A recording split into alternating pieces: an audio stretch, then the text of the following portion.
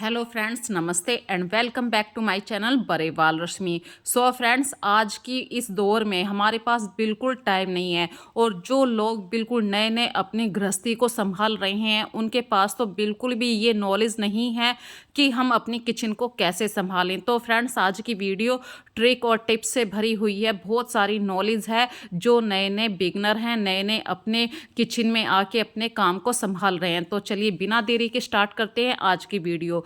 यदि आप मेथी के कड़वेपन को दूर करना चाहते हैं तो फ्रेंड्स, ठंडे पानी में आधा चम्मच से भी कम नमक, मतलब जितनी आपको मेथी लेनी है उसके अकॉर्डिंग आप नमक लें और उसे घोल लें। ठंडे पानी में 10 मिनट के लिए मेथी की पत्तियों को छोड़ दें। फिर साफ पानी से धो के इन पत्तियों को किसी टॉवल पे, किसी कपड़े पे रख लीजिए और जब पानी इसका टॉवल सोख लेगा फिर इन पत्तियों को आप यूज़ कर सकते हैं खाने के लिए। बिल्कुल भी मेथी की कड़वाहट आपको नहीं ये खाने में महसूस होगी। ये ट्रिक बहुत ही इफ़ेक्टिव है और प्रैक्टिकल वाली ट्रिक है, इसीलिए मैंने आप लोगों के साथ ये ट्रिक यूज़ की है। अगला हैक आप लोगों के साथ शेयर कर रही हूँ। दिवाली पे हर किसी के घर में पीतल के, तांबे के या स्टील के बर्तन जरूर आए हैं। तो फ्रेंड्स, इन बर्तनों को बहुत ही ज़्यादा शुभ बनाने के लिए, भाई के बर्तन किस लिए आते हैं हमारी किचन में, ताकि हम अच्छे से खाना खा सकें। तो इन बर्तनों को शुभ बनाने के लिए सबसे पहले तो इन्हें साफ पानी से धो लीजिए और सबसे पहले इन बर्तनों में या तो हलवा बनाएं, दूध उबालें या खीर बनाएं। इन तीनों में से आप कोई भी एक काम कर सकते हैं। और याद रखिए, यदि आप दूध बना रहे हैं, इसमें दूध उबाल रहे हैं, तो दूध को बाहर मत निकलने दीजिए। ये तीसरे नंबर की ट्रिक है। यदि आप दूध बाहर निकाल देंगे तो आप दूध पर से जो एक मोटी मलाई की लेयर चाहते हैं वो आपको नहीं मिल पाएगी, क्योंकि दूध की सारी चिकनाई, सारी मलाई बाहर आ जाएगी। यदि आप दूध पर से मोटी मलाई चाहते हैं तो दूध को बिल्कुल मत उबलने दीजिए। अगला ट्रिक आप लोगों के साथ शेयर कर रही हूँ साग से। अक्सर जब हम साग बनाते हैं तो साग बनाते हुए उसका रंग बदल जाता है। जो रंग हम बाहर रेस्टोरेंट में पसंद करते हैं कि बाहर वाले रेस्टोरेंट में साग का रंग बिल्कुल अच्छा होता है, ग्रीन होता है, हमारा घर पे जब हम साग बनाते हैं साग का रंग कुछ कालापन से में आता है। तो इसका रीज़न क्या है? इसका रीज़न कुछ नहीं है फ्रेंड्स। ठंडे पानी में आपको साग को धो लेना है, फिर गर्म पानी जब आप साग को उबलने के लिए रखें उसमें आधा चम्मच नमक डाल दीजिए। नमक को जैसे ही आप पानी में मिला लेंगे फिर उसमें साग को उबलने के लिए डाल दीजिए। जब साग बन जाएगा तो उसके बाद जो रंग निकल के आएगा वो उस साग का ओरिजिनल कलर होगा। बिल्कुल भी इसका साग का कलर चेंज नहीं होगा। थोड़ा बहुत यदि आप चाहें तो आप दही भी पीसते वक्त डाल सकते हैं। चलिए अगला हैक आप लोगों के साथ शेयर कर रही हूँ। अक्सर हम अपनी किचन में जब कंटेनर में सामान फिल करते हैं तो थोड़ा बहुत सामान हमारा बच जाता है, तो हम उसे रिफ़िल कर लेते हैं, मतलब ऐसे ही पैकेट में भी छोड़ देते हैं और दूसरे कंटेनर में भी कर लेते हैं। यदि आप पैकेट में कर रहे हैं तो उस पैकेट पे रबड़ बैंड का यूज़ कर सकते हैं। अदरवाइज़ जो छोटे छोटे से कंटेनर होते हैं उसके अंदर आप पैकेट को जो पैकेट के अंदर का सामान है उसे पैकेट सहित रख दीजिए। इससे आपको पता भी रहेगा कि इस कंटेनर के अंदर ये बेसन है या नमक है। और अगला हैक आप लोगों के साथ शेयर कर रही हूँ चटनी से जुड़ा हुआ। अक्सर हम चटनी को जब बनाते हैं तो 1-2 घंटे के अंदर हमारी चटनी का रंग काला पड़ जाता है। इसका रीज़न कुछ भी नहीं है। जो एक नेचुरल प्रोसीजर है वो नेचुरल प्रोसीजर है, पर उस चटनी के रंग को हरा बनाए रखने के लिए आप थोड़ा सा दही डाल दीजिए। दही की वजह से चटनी का रंग बिल्कुल भी काला नहीं पड़ेगा। यहाँ पे मैं आप लोगों के साथ शेयर कर रही हूँ कि आप चटनी चाहे मोटी पीसे या बारीक पीसे, ये आपके अकॉर्डिंग है। तो भाई हमारे घर में मोटी चटनी खाते हैं और यदि आप चटनी को 1-2 घंटे के लिए या 24 घंटे के लिए स्टोर करना चाहते हैं तो फ्रिज में आप ग्लास वाले जो कंटेनर आते हैं, एयर टाइट कंटेनर, उसके अंदर रखिए, क्योंकि जो प्लास्टिक वाले कंटेनर होते हैं उसके अंदर कोई भी खाने वाला सामान मत रखिए। और फ्रेंड्स, यहाँ पे जो लहसुन डाला है उसकी स्मेल की वजह से सारे फ्रिज में जो सामान रखा है उसके अंदर भी लहसुन की स्मेल हो जाएगी। तो इससे बेस्ट है कि आप इसे एयर टाइट कंटेनर के अंदर ही रखिए। चटनी का रंग बिल्कुल भी काला नहीं पड़ेगा।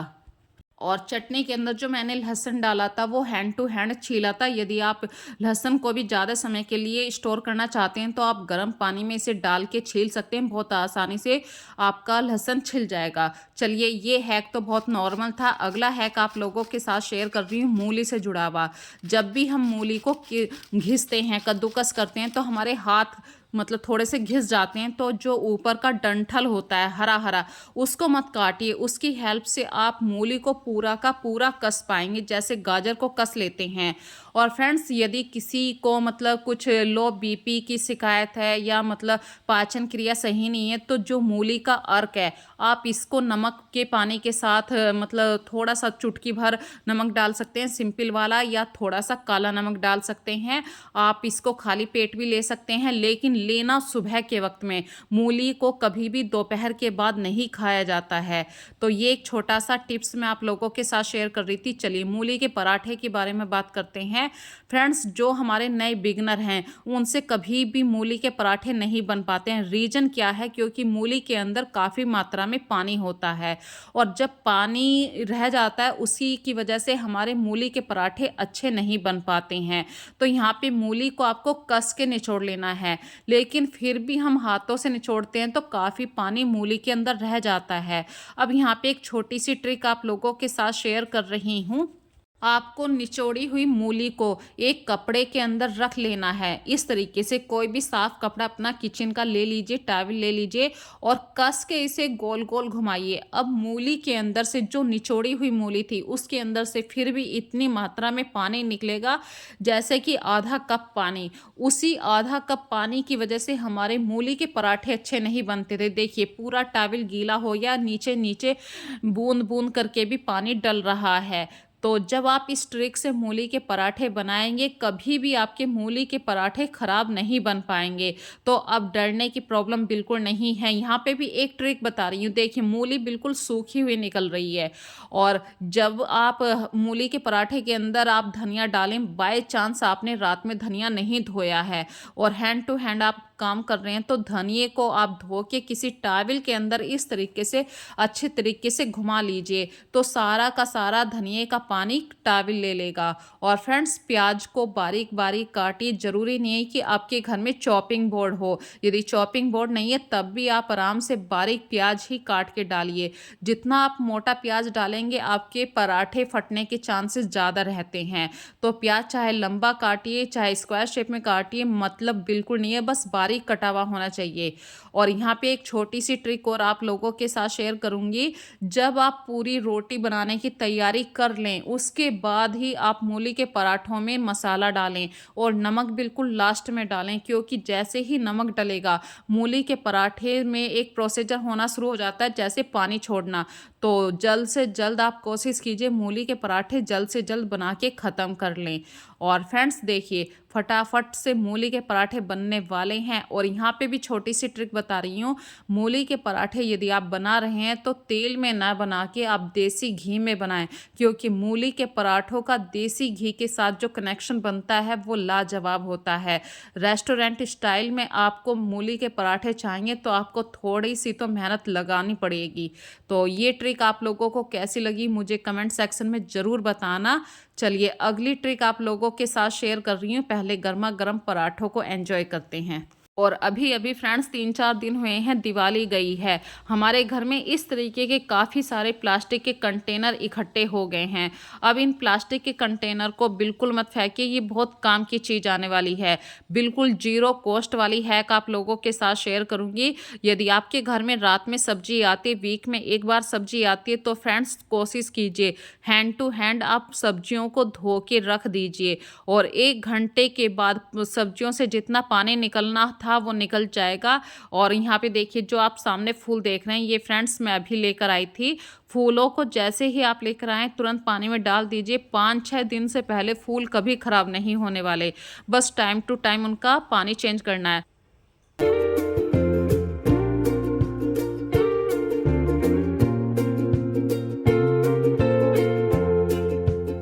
अगला टिप्स आप लोगों के साथ शेयर कर रही हूँ। यदि लंबे समय तक आप मिर्ची को ख़राब होने से बचाना चाहते हैं, एक तो जो दिवाली पे रखे हुए कंटेनर हैं जो मिठाई में आए हैं, इनका यूज़ कर लीजिए और मिर्ची का डंठल तोड़ के आप फ्रिज में मिर्ची को स्टोर कीजिए। आपकी मिर्ची बिल्कुल ख़राब नहीं होगी। इसी तरीके से आप धनिए को जब धोकर सुखाएं तो आप टिश्यू पेपर के अंदर या किसी पुराने सूती कपड़े के अंदर धनिए को बांध के रखिए। 3-4 दिन से पहले आपका धनिया बिल्कुल भी खराब नहीं होगा।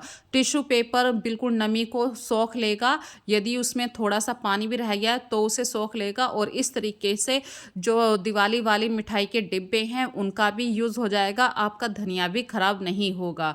ये हैक बहुत ही प्रैक्टिकल हैं, जब भी मैं आप लोगों के साथ शेयर कर रही हूँ।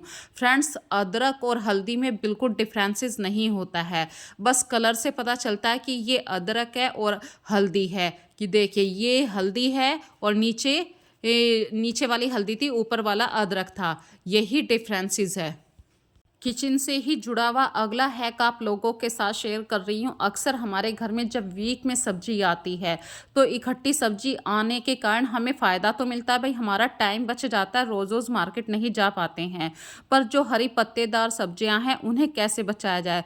तो फ्रेंड्स, टिश्यू पेपर के अंदर या सूती कपड़े के अंदर आप हरे पत्तेदार सब्जियों को धोकर रखें तो 3-4 दिन से पहले आपकी हरे पत्तेदार सब्जियां भी खराब नहीं होंगी। इसी तरीके से हम आलकस कर जाते हैं मूली को छीलने में या खीरे को छीलने में। आप एयर टाइट कंटेनर के अंदर इस तरीके से मूली को या खीरे को काट के रख सकते हैं, बिल्कुल टेस्ट में स्वाद में बदलाव नहीं आएगा। और हमारे जो दिवाली के कंटेनर हैं, खाली डिब्बे हैं, वे भी यूज़ हो गए। और फ्रेंड्स, अपने काउंटर को साफ रखने के लिए यदि आप सब्जियों को साफ कर रहे हैं तो अखबार का सहारा लीजिए, किसी कपड़े का सहारा लीजिए। इससे क्या होगा, हमारा काउंटर गंदा नहीं होगा। अगला हैक आप लोगों के साथ शेयर कर रही हूँ। सर्दियाँ आ रही हैं और अक्सर हमें साग काटने में दिक्कत आती है। भाई हमारे पास पूरे साधन नहीं होते हैं साग को काटने के, साग काटने वाली मशीन नहीं है।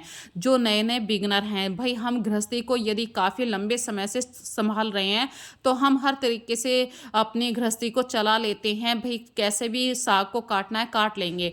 पर जो नए बिगनर हैं वो सोचा करते हैं, तो जो दांते वाला चाकू होता है उसकी हेल्प से भी आप अपने साग को बारीक बारीक काट सकते हैं। ये हैक बहुत ही प्रैक्टिकल है, इफ़ेक्टिव है, आपको साग बनाने में बिल्कुल दिक्कत नहीं होगी। अगला हैक आप लोगों के साथ शेयर कर रही हूँ चाय को बनाने से लेके। अब आप सोच रहे होंगे चाय में क्या हैक है? फ्रेंड्स, जब हम अदरक कूटा करते हैं, जो हमारा काउंटर होता है, कहीं ना कहीं अदरक कूटने की हेल्प से, जब हम अदरक कूटा करते हैं उसकी कूटने की चोट की वजह से हमारा काउंटर ख़राब हो जाता है, मतलब चोट आ जाती है, टाइल टूट जाती है। तो कूटने के अंदर आप अदरक ना कूट के इस तरीके से कद्दूकस कर सकते हैं, पूरा वही अदरक घिसा जाएगा और चाय के अंदर बिल्कुल वही फ्लेवर आएगा। फ्रेंड्स, सर्दियों में कभी कभी हमारे हमारे घर में ज़्यादा चाय बन जाती है और बंदा इधर उधर होता है, तो उस चाय को आप थर्मस के अंदर भी भरकर रख सकते हैं।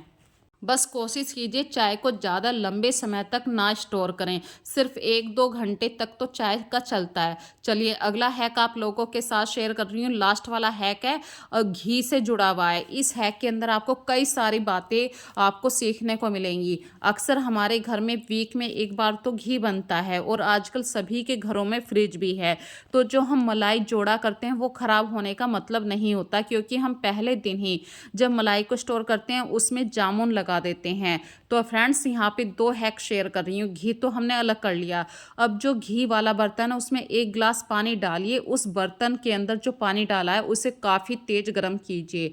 अब उस पानी को आपको छान के किसी बर्तन में रख लेना है।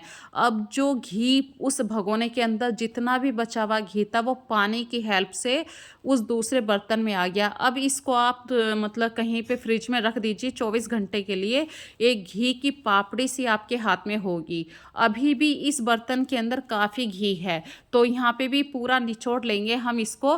तो इसके लिए हमें फिर से पानी गर्म करना है और इस पानी से आपको आटा लगाना है। यहाँ पे फ्रेंड्स आपको उतना ही पानी लेना है जितना आपका आटे में लग सके। और देखिए बिना खुरचे आपका बर्तन भी साफ हो चुका है। यदि इस प्रोसीजर से आप ये काम करेंगे, आपको किचन में काम करने से कभी दिक्कत नहीं होगी। आप यही सोचा करते हैं कि जब घी बनाएंगे तो घी के बर्तन को कैसे साफ किया जाए। और फ्रेंड्स जिस बर्तन में से हमने घी को छाना था, मतलब उसमें जो चिकनाई थी वो आटे के अंदर आ गई। उसी की वजह से हमारे हाथों में आटा भी ज़्यादा लंबे समय तक नहीं चिपका। और फ्रेंड्स यहाँ पे भी दूसरा हैक बता रही हूँ। जब आप आटे को छाने, आटे को लगाएं, तो जो वाइट काउंटर होता है उस पे जब हम आटा लगाते हैं तो परात बार बार हिला करती है, जिसकी वजह से वाइट काउंटर और परात दोनों के बीच में एक कालापन सा आ जाता है। तो इस प्रॉब्लम से बचने के लिए आपको एक टॉवल वहाँ पे बिछा लेना है। और फ्रेंड्स जब भी आप मलाई को जोड़ें, पहले दिन ही जामुन लगा दीजिए। आजकल फ्रिज होता है, फ्रिज में बिल्कुल मलाई ख़राब नहीं होती है, तो इस मट्ठे को आप यूज़ कर सकते हैं पीने के लिए। तो आज की वीडियो में मैंने आप लोगों के साथ बहुत सारी बातें शेयर करी हैं। यदि आज की वीडियो में आपको कोई भी ट्रिक पसंद आई है तो प्लीज़ मुझे कमेंट करके ज़रूर बताना। फिर मिलेंगे एक नई वीडियो में नए कॉन्सेप्ट में। तब तक के लिए अपना ध्यान रखिए। So take care friends, bye bye.